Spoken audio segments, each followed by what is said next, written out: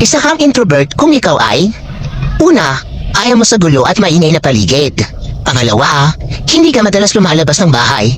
Saka ka lang lalabas kung may importante kang gagawin or pupuntahan. Pangatlo, gusto mo lagi mapag-isa at ayaw mo na may mga istorbo. Pang-apat, kaya mong makipag-socialize pero may limit. Pang-lima, kapag hindi ka komportable sa mga kasama mo, dinidistansya mo ang sarili mo sa kanila. Pang-anim, minsan naman nagiging maingay ka kapag ka-vibes mo ang mga kasama mo.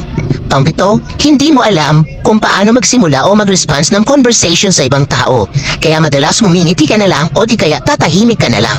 Pang-walo, hindi ka rin expressive na tao, kaya madalas kang ma-misinterpret ng iba. Pang-siyam, straightforward kang tao.